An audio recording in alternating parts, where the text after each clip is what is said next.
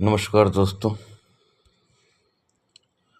अभी बीच में जो एक फेमस डिबेट हुई, अच्छी डिबेट थी, जिसमें दोनों पक्षों ने अपनी अपनी बातें रखी। हालांकि ये जो मेरी आज की पॉडकास्ट है वो उन्हीं के एक सवाल की ओर लेकर के है कि जब लोग कहते हैं कि ईश्वर अ, हमको मिले, हमको बताए, तो हम इस चीज़ को मानेंगे।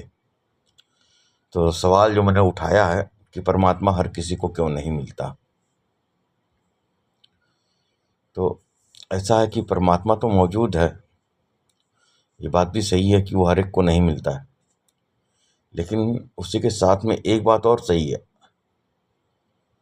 कि ये पलटू को मिला, कबीर को मिला, नानक को मिला, तो अब तुम्हें क्यों नहीं मिलता।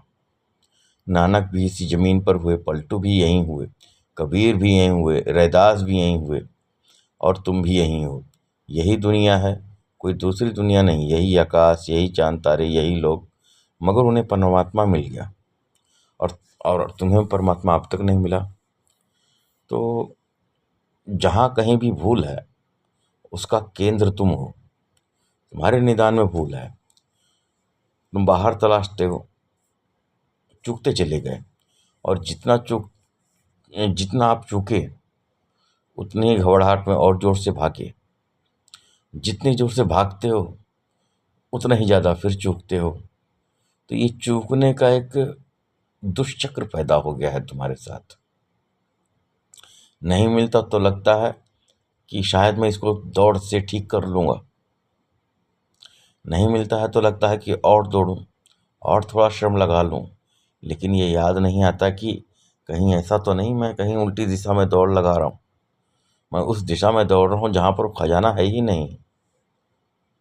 नई दिशाएं खोजूं क्या मैं?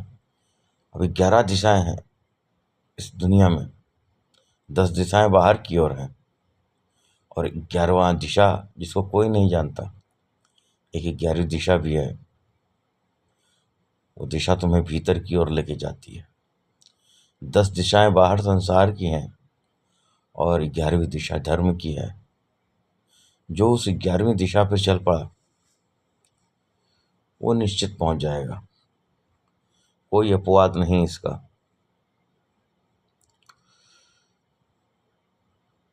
फिर तो जिसने ये 11वीं दिशा पकड़ ली, तो अब उसको चढ़ाना है तो आंसू भी चढ़ा सकता है, हंसी भी चढ़ा सकता है।